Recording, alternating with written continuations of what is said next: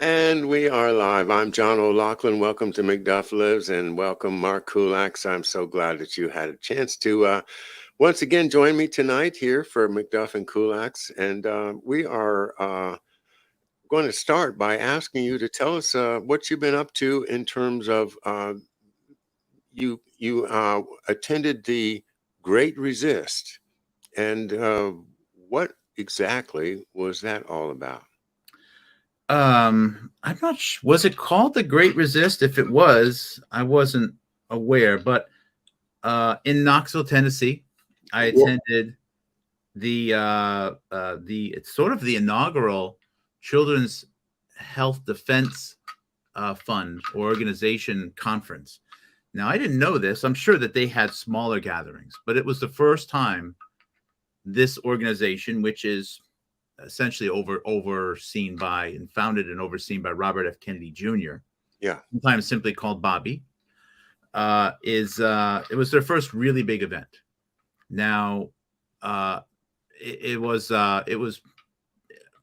bursting at the seams. I don't know how many people they initially allocated seats for. I'm going to guess maybe it was like 500 or so, 400 or 500, but they sold out and they increased, and I think it was 750 at the end. And they still had people, coming into the back door, so to say. So it was a very, very full event. And it was in Knoxville, Tennessee, which was really cool because I had forgotten that the 1982 World's Fair was in Knoxville, Tennessee. And my grandparents took me to that fair when I was 8 or 9 years old. I forget what it was. So I was they had this. It was probably like a restaurant or something built on a tower that was still there. There was some water features still there. There was like an auditorium of sorts under this large tent. All of that structures were still there, sort of like in this memorial area in the center of Knoxville. And I just took some videos of that. There was even like this large mock-up Rubik's Cube, which was all the rage back in 1982. I actually remember seeing that as a little kid. So that was neat. But yeah, the event was in Knoxville, and it was sold out. Many of the sessions were about, jabinations, so to say. Gotcha. And, let me jump in and say I probably did you a disservice by referring to it by the wrong name. And would you just clarify so everybody knows exactly the name of the event? So uh, you know, if I want to Google it, for instance, it's under Children's Health Defense. That is the Robert F. Kennedy Jr. Yep. Let me make sure. It was CHD, Children's Health Defense, the inaugural conference. That's all it was named. The Path Forward, Uniting to Create a Better World. Who wouldn't like a better world? But it was just the inaugural conference. And I signed up and I totally missed that. The registration fees were pretty reasonable as far as conferences go. It was like the 2 days, including meals, was about $290. Man, I've been to tech conferences where it was usually $1,000 a day. So that is a bit of a steal. And I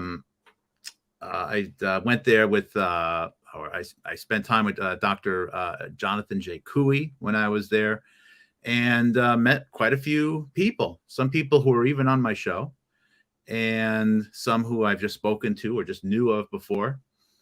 It was a very valuable 2 days. Definitely big return on investment. I posted a couple of videos.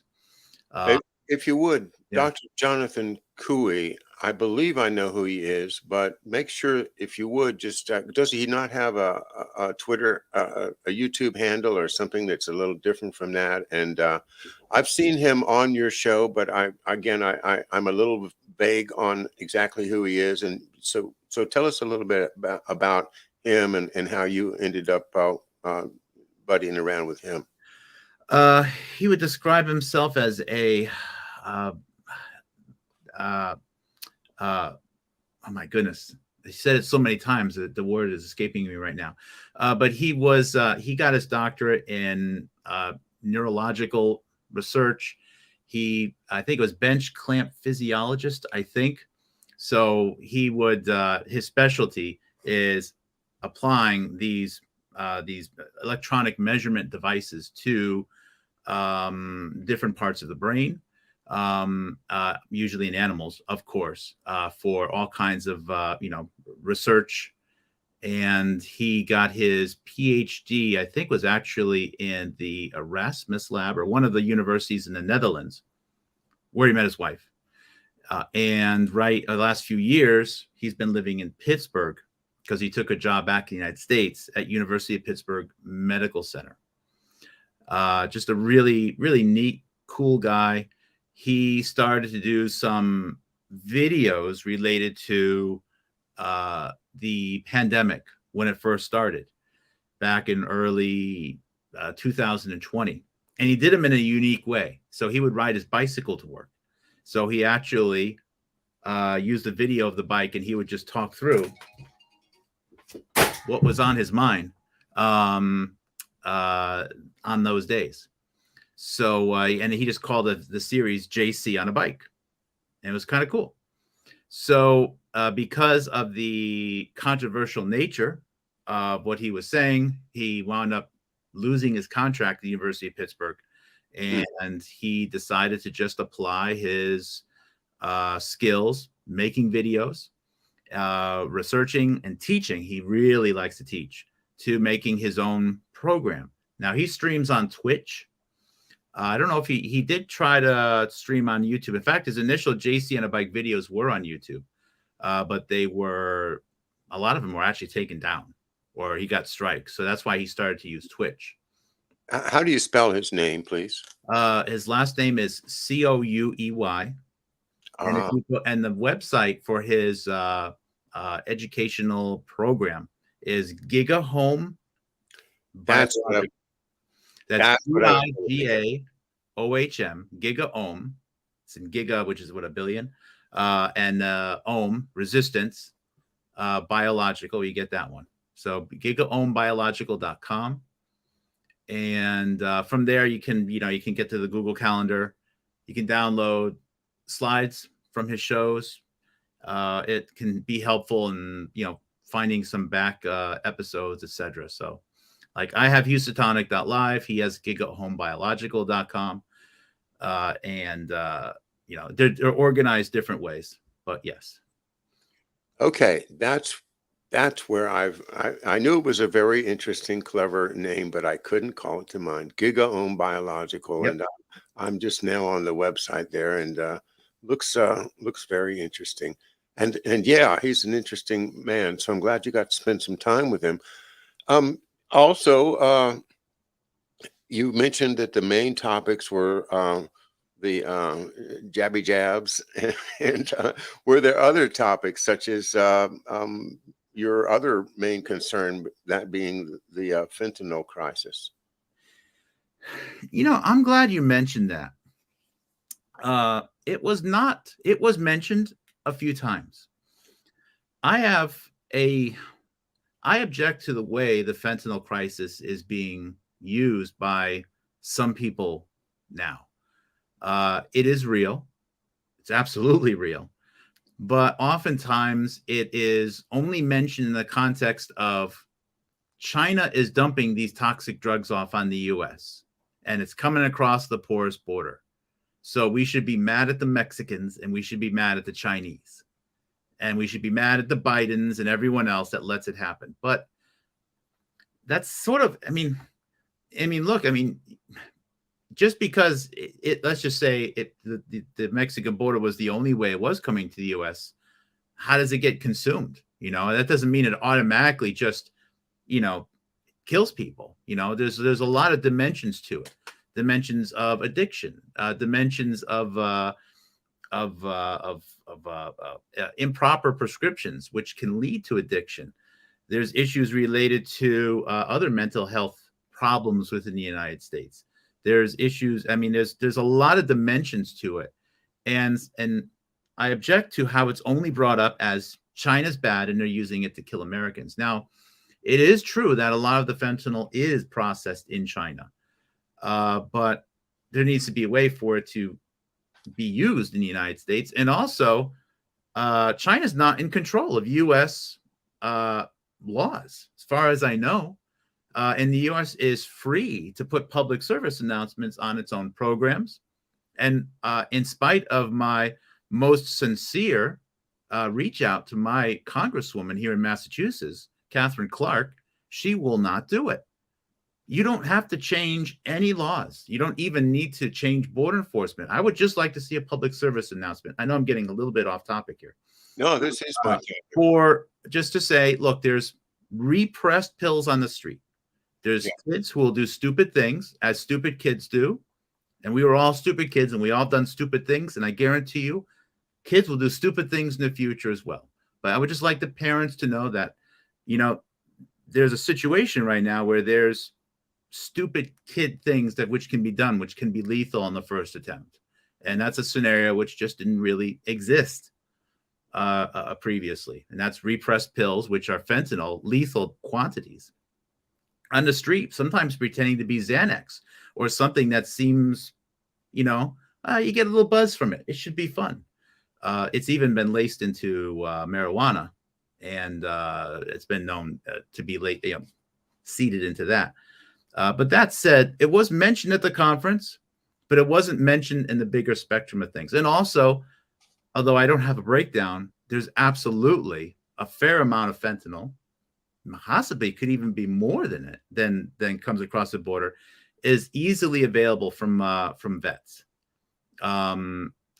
So you, someone who's a veteran, not veterinarian, excuse me, writes out a prescription for a certain amount of fentanyl or cart fentanyl. It's legal. So why even smuggle it across the border? And a little bit could go missing from the farm, and who will know? So it is, and that's not spoken of either. So at the end of the conference, matter of fact, I forget exactly how it happened, but it just wound up that as the event was ending on the last day, Monday night, they had shown part one of the Real Anthony Fauci movie, which is based upon the Real Anthony Fauci book. And it's a part one and a part two movie. They played part one for a live viewing there with about 500 or 600 people left in the room. And then Robert F. Kennedy Jr. got on the stage and left about 15 minutes or so for questions at the end of it.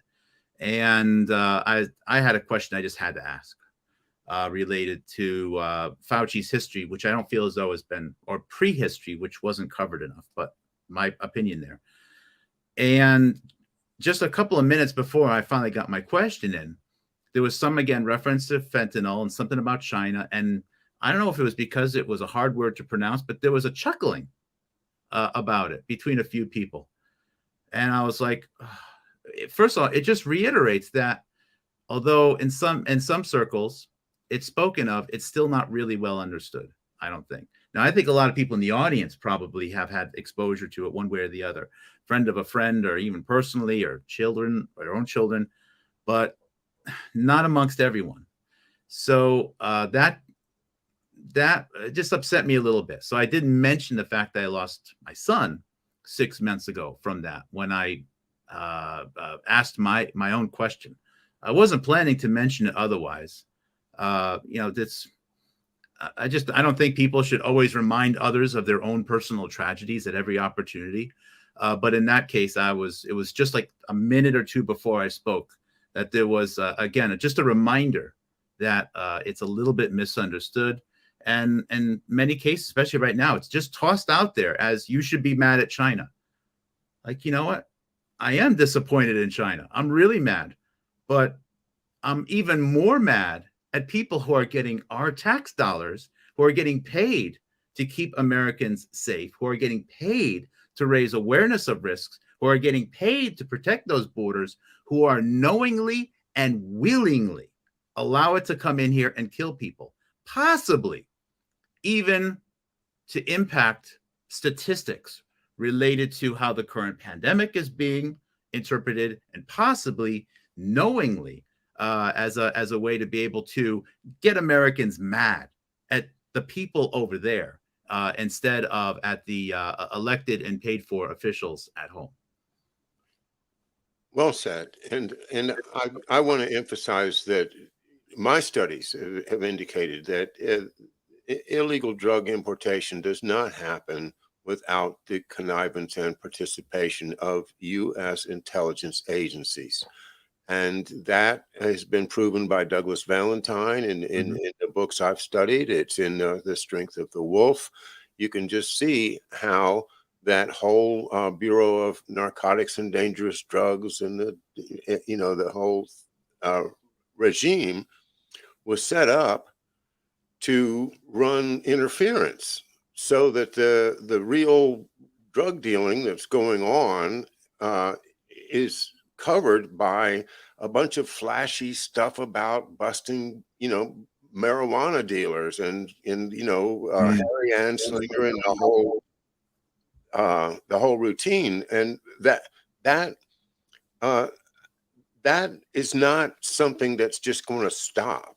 I mean, it was happening in the 20s and the 30s. It's happening now. It is part of how it happens. And you can't sit in an ivory tower in, Boston or New York and say, oh, it's the Chinese. No, it's the entire financial system. Ever since they started, when the money laundering became legal, and that's what's really going on, is our financial system itself has been so infested with drug money that it's an integral part of our, the burden that we carry as Americans that are using this financial system. So you can't it's not fair to just point at China. It's certainly not the source. And once again, your point is well taken. So that gets another dimension to this, though, where, and I've covered this on some shows. Now, this is a little bit of speculation. There's a little bit of speculation, but I think it's well founded based upon a lot of truths. The Sackler family, in particular, the patriarch of the family, if you will, who passed recently, the Sackler family, being the founders of Purdue Pharma, biggest money earner was OxyContin.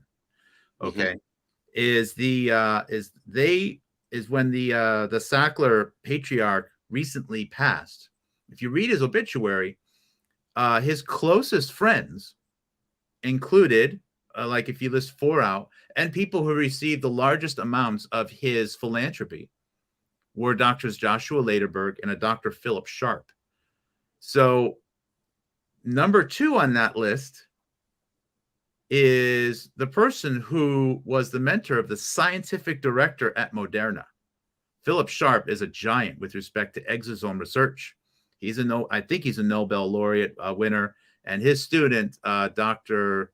I think it's Melissa Moore, no relation to Alice Moore, is the current scientific director at Moderna. And the other person is Dr. Joshua Lederberg, whose lab's got a ton of money from the family of the Sacklers. Wow. Which raises a big question. Now, if you go to the New York Times articles early in the or middle of the pandemic, let's say late 2020, early 2021, those newspaper articles would enthusiastically say that COVID-19 is so bad that it's lowering life expectancy in the United States of America. However, if you look at the average age of death of people from COVID, statistically, it was actually longer than average lifespans. I remember that. It was a very strange thing. So the only reason they were able to make that claim, which fueled more EUAs and more jab mandates, was by factoring in the 20 to 40-year-olds that were dying of drugs. So you have to wonder. EUAs, explain. Emergency use authorizations. EUAs. So the medications are all being used under emergency use right now. Yeah, and that's how they get around the regular testing requirements. Yes. So usually there's a very long process to approve of new medicines, as there should be. Yes. You should run trials and not just make sure that, I injected it and they didn't die right away, so it must be safe. You got to wait. What's the long-term impact of these medicines on people? But that slows down medical research. That doesn't keep up with the, now this is the new phrase, that doesn't keep up with the speed of science. So, but if there's Whoa. a new threat, a threat that is so magnificent that it puts all of civilization at risk, then the only way humanity can survive is to approve medicines at the speed of science. And that's exactly what happened. Emergency use authorizations, meaning that, they can do a couple of really, really, really quick box checks, try it on a few rats, maybe even just use a computer model and say, you know what? It's better than nothing. Now, if people want to try untested medicine, that's their own right. People should have that right. Of course, you have to factor in, should the general public be responsible for insurance in that case? I don't know. But, it's a free country. And if someone wants to try something experimental, that's their right, I think. You should figure out a way to make that out. But to mandate it on people, it's for the government to tell people they have to do it, they should do it, they better do it, it's their responsibility to do it. If it hasn't really been properly tested based upon this perceived risk and harm of the virus, for example, potentially fueled in part by a lowering life expectancy, which is only made possible because of all of those fentanyl deaths.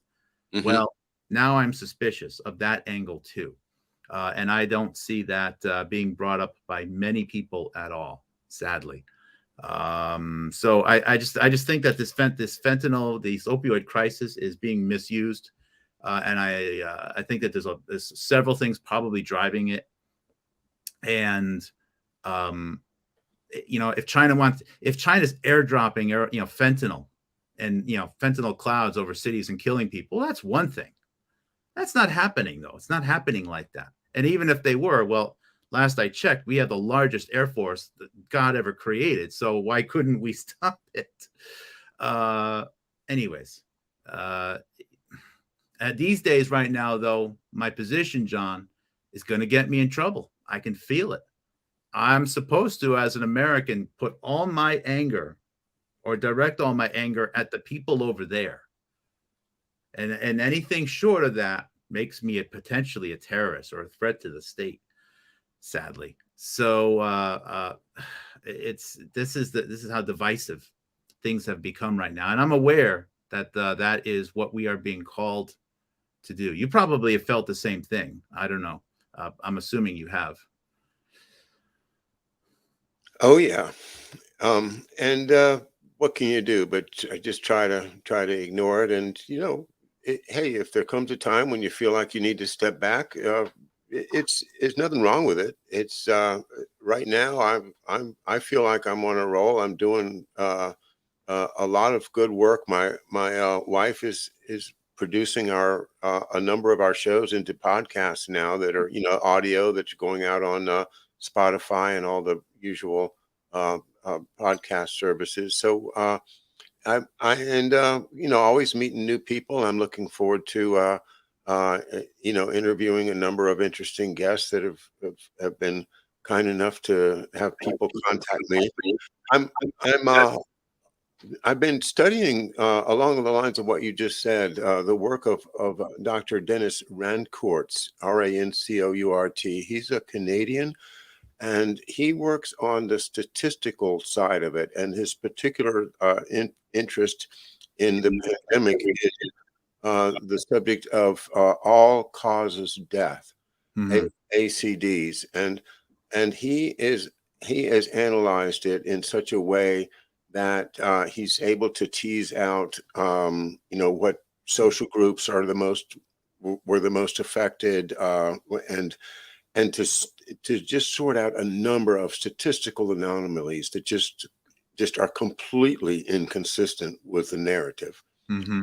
And one of the things that he noticed was that there was a spike in this supposedly respiratory virus in the summer.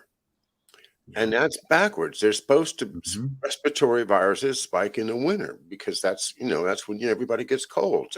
That's where the air is cooler and more conducive to the transmission of these little bugs. And in the summertime, you don't usually have a spike in respiratory viruses. So he started studying that and made some very, very interesting conclusions. And one of them was that it coincided with a time when the doctors were saying you cannot prescribe antibiotics. And so people would have an actual infection, Mhm. bacterial infection in their lungs. And before the pandemic, they would be treated with an antibiotic. Mhm. But during this period, the doctors were told, no, you cannot treat this with an antibiotic. And that, to his statistical analysis points out the likelihood that was a causative factor in increasing the number of deaths in the summer that are statistically attributed to COVID. Yeah, I agree with that. And so that goes along with your studies of the impact of the fentanyl related deaths. Tell us, Mark, what is the just the gross numbers on? Are you familiar with them? I know you've been Yeah. Yeah. very much attached to the anti-fentanyl movement, and for the reasons you've already uh, uh, discussed with us, and once again, our condolences to your family. But you tell us, how grave is the fentanyl crisis, and how if you were to sort your energy between the fentanyl crisis and the other big things that where does it fall? How important is it? It's huge. It's huge. I mean, it's multifaceted. It's everything from all of these electronics around us to family structure to media and other medicines that people take that have led to it. So it's not just the fentanyl, but the overall number of deaths from drugs, from drug overdoses last year, 2021, I think was about 107,000. A reference, the highest it was under Reagan, when people were attacked with advertisements nonstop. I think it was maybe 25,000. And the population is definitely higher in the United States right now, but it's not 4 times higher than it was in the 1980s. And the surge is, and most of those are opioid related. So everything from the prescription medications, which can include, Oxycontin, hydrocodone, to morphine and heroin, and then there's the ultra synthetic, ultra powerful fentanyl and carfentanil, which are really reserved for end of life, therapies. Someone's has a day or two to live, and they are in extreme pain, and you just need a break. You just want to give them a break. But the numbers are it's exploded. In Massachusetts, I think it was about last year was 2,000, and total drug overdoses was it was in excess of 2,000. I think 2,300 last year in 2021, up from about 500 or so a year in 2000. So these and the surge really started in 2014, 2015, 2016. It leveled off a little bit under Trump, but that's not saying much. If it leveled off at record levels, that still means it was record numbers each year, but it just finally stopped growing. And then it just exploded again last year. Some of that might have been more availability of drugs. Some of that were probably actually suicides, in all fairness. And some of it was just more drug addiction overall, and the fact that if someone only has a little bit of money, you can buy a deceivingly high quantity of opioids if it's like a fentanyl versus oxycodone. That stuff is really, really expensive, especially buying it on the street. So that also leads to it. Yeah, but the numbers are huge, and they disproportionately impact mostly younger people. And I mean, a death is a death as far as I'm concerned. Everyone's got family. However, the demographic impact on the United States is going to be huge. To lose people before they even have kids is very different than someone who's 85 or passing of COVID who might have lived to 87 otherwise, who's already a grandparent. It's going to be a catastrophic impact on the demographics of the country, and that's just not being appreciated right now. And how it's impacted the life expectancy calculations and the way that was used is precisely the same thing that was done, that is done when reflecting back on the 1918 Spanish flu. The Spanish flu is oftentimes presented as, wow, it was so bad that life expectancy dropped from 78 to 51. And it's because it was a bunch of 20 and 30-year-old troops dying.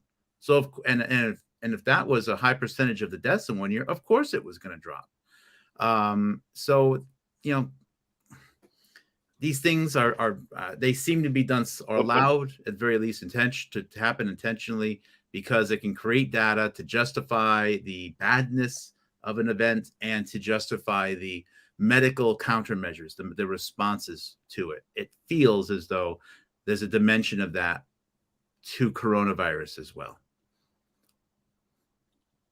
Seems to be everywhere. And I'll tell you why I asked. Because I had, Harley Schlanger on my show yesterday, as he's often, been kind enough to come on every couple of weeks at 11 a.m. on my show. And anyway, one of his comments, among many very interesting comments, was that the young people are losing their life to drugs and suicide. Yeah. And I had some very vociferous comments after the show, really attacking Harley for not saying that, about the jabby jabs and the athletes that fall, and the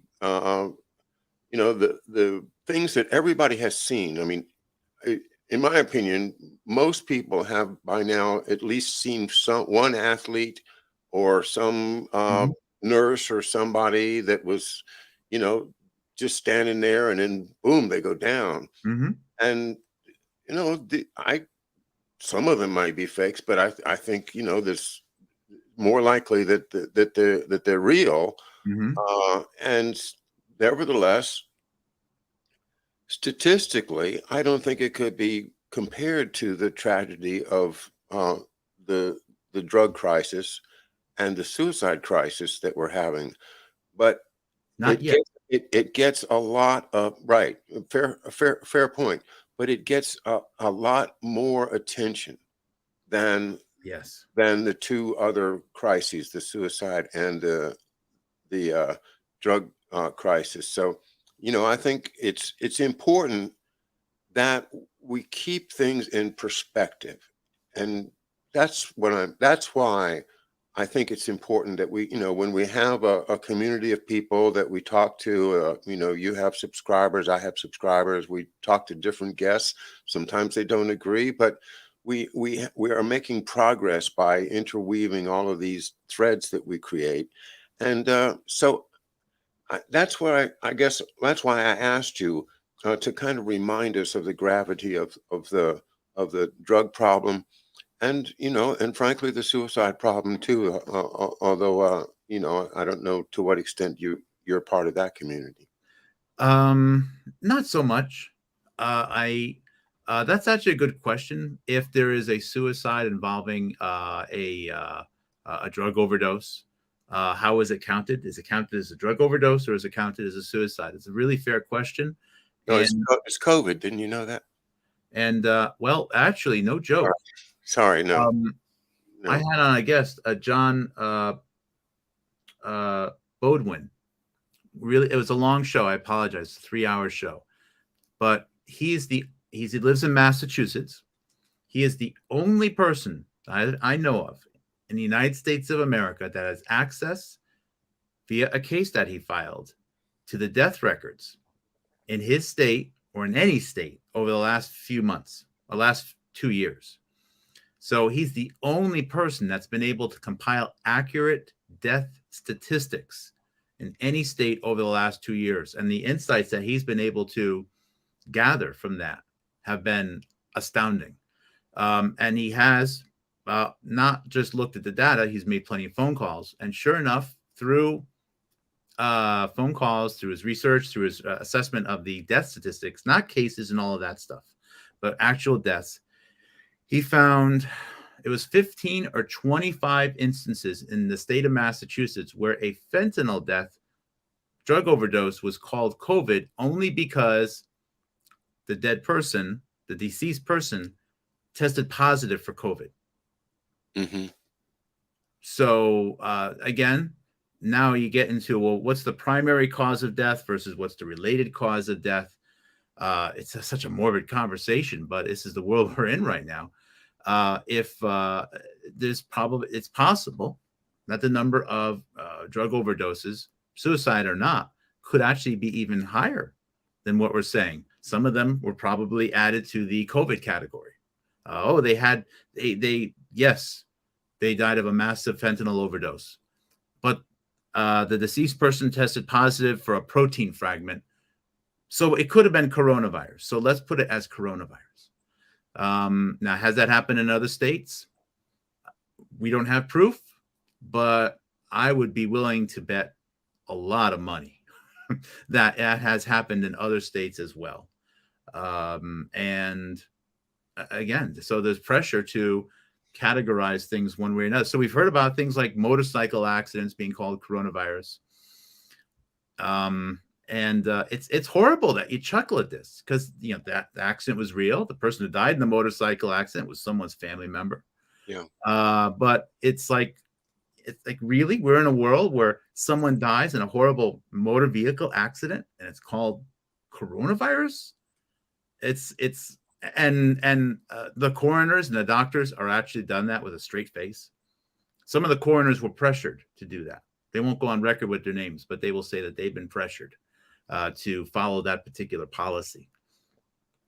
So the numbers are do need to be taken into account. There are athletes that have had problems that have as gone so far as to die, but that is you can't say that 80,000 athletes died on the field of a heart attack last year. Maybe it was 30. I don't know what the number was. Maybe 20. I don't know. And those should not have happened at all. That said, it appears as though the injuries caused by some of these therapeutics do compound over time. So over a long time, the damage which is being done could compound and the numbers can get much higher. I'm not trying to minimize it at all. I'm just trying to clarify that it's not at that level yet. These things are both serious problems. They both should be addressed. If we have a therapeutic that's being used that literally does not help anyone in any circumstance, that is insane for it to be still used. Insane. If there's no benefit to anyone at any age, in any circumstance, why is it still happening? That is what a magic trick that was. Talk about the power of the media and pressuring people and propaganda. Wow. And the potency of POTUS, Yes. he gets the potent pulpit of POTUS, the PPP. You Uh, can quote me on that. And he has this gravitas that somehow people, some people latch onto it.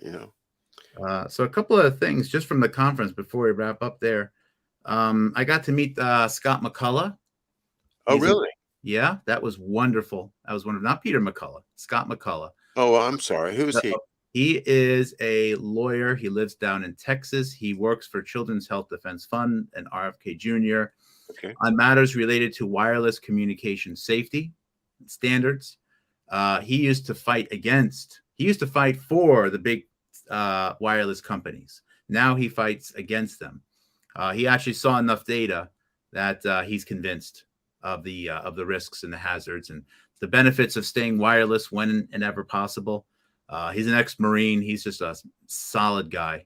One of the best people we have fighting for, the defense of the health of ourselves and our children and so on. Got to meet him. He's been on my show before, thanks to my frequent guest, Paul G. I got to meet Whitney Webb. Really? Her first time coming back to the United States after 8 years. She's never 8 years. She hasn't left Chile, or at least South America. So a lot has happened to her career since she started. I mean, think about that. She's not spoken publicly in 8 years regarding what she's done and all of her work. So, I mean, I don't follow her Epstein stuff that much. I know the blackmail part is really big. Well, of course, I ordered her books as soon as they came out about, and I just got a note that they're at the post office waiting for me. Okay. So the two volumes of Whitney Webb's new book about the blackmail and the Epsteins and the Maxwells and all of that sordid business. I think she's one of the most thorough investigative journalists that we have, and so I'm looking forward to reading those books, and I'm so glad you got to meet her. Tell me more. Well, I was able to. She took her 2 kids. She just recently had her second child. All right. And she seemed really genuine. She's in person. She just seems really sincere. And I was able to compliment her. I was so excited to do this. She's the only researcher I know of who has ever mentioned Dr. Joshua Lederberg. Really? She's mentioned it, and it wasn't because I mentioned it. It was in her work probably before I ever even really dug into it.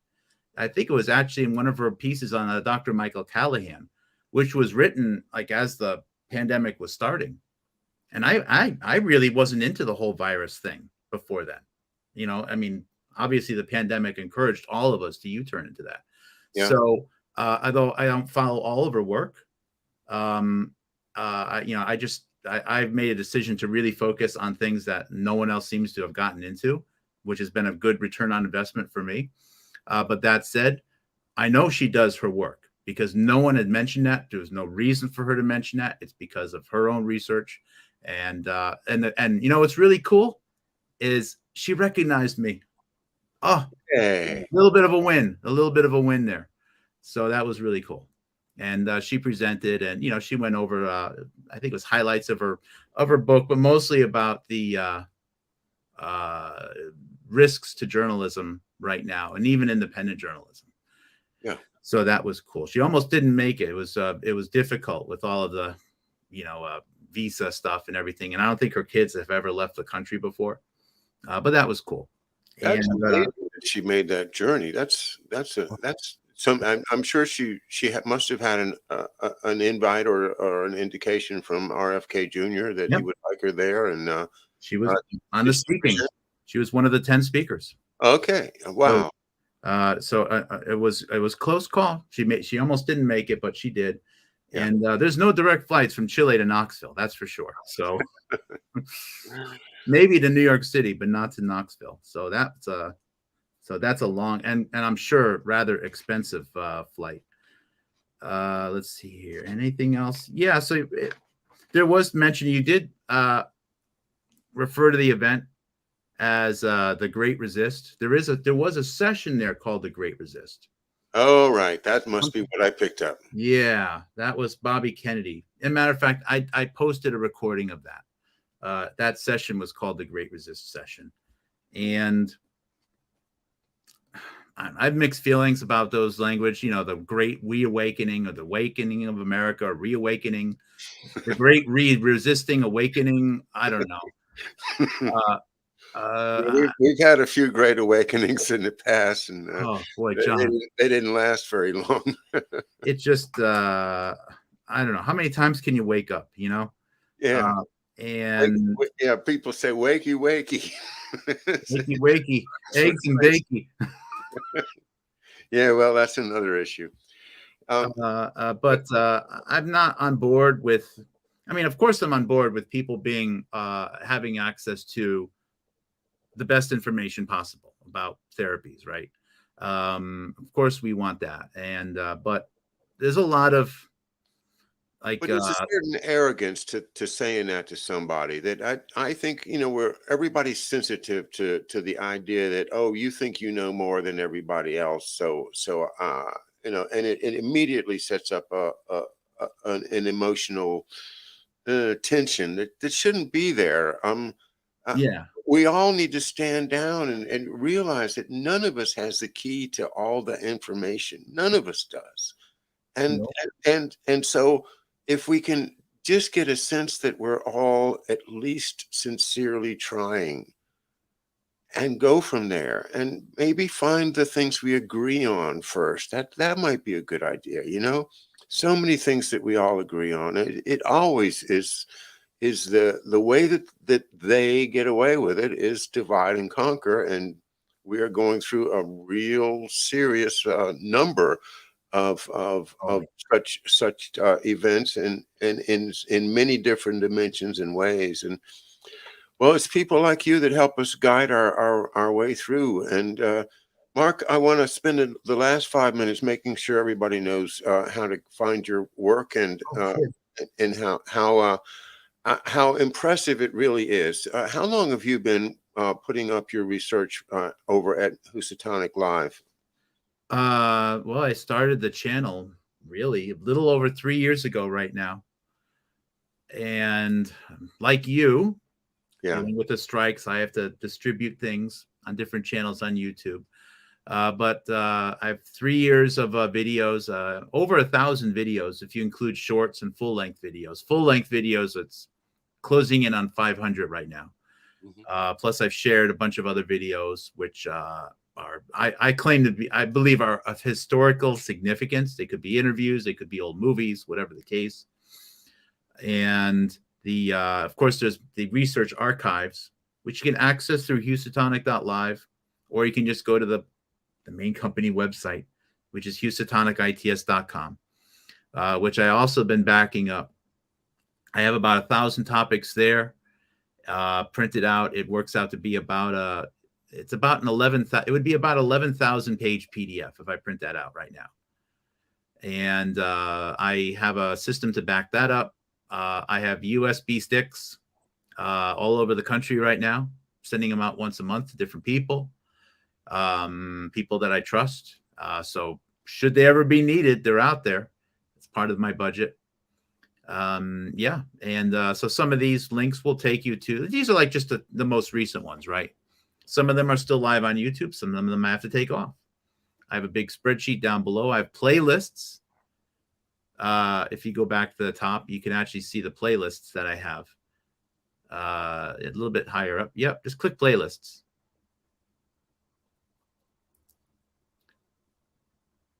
Anything happen? Come Yeah, on. yeah, they're up there. Oh, it hasn't refreshed yet on this screen Oh, here. it hasn't refreshed there. Interesting. Anyways, yeah, so on playlists, you can see, I have, I don't know, 15 or 18 or so playlists. They are mirrored on Odyssey and on BitChute. So if you want to choose a topic, feel free to have at it. I'd like to add more. At some point, I need to redo some of the older videos that I have because, you learn things. I mean, I've learned a lot since my first series of Jeffrey Bezos and Amazon Roots videos. There's probably things that I've said in the past that right now I'd be like, wow, I've learned a lot. I no longer agree with that particular position. One of them would probably be, the threats of some types of gain of function research, which is a big topic right now. So that's great there. Continue to work on the fundraising a little bit. It costs money, as you know, John. I mean, just this last trip, even though I was able to, share a hotel room, share a car, did everything I could. It's still, before you know it's $800, $800, $900 of airfare and parking and, conference fees and so on. So people have been generous in helping out with that. Fortunately, the people see value in it. That's the whole point. If people don't see value in it, then I'm just kind of doing it for fun. And that's wasting my time and wasting my family's energy as well. And it's because I have a great partner, which perhaps I was able to, a great partner, that makes it all possible.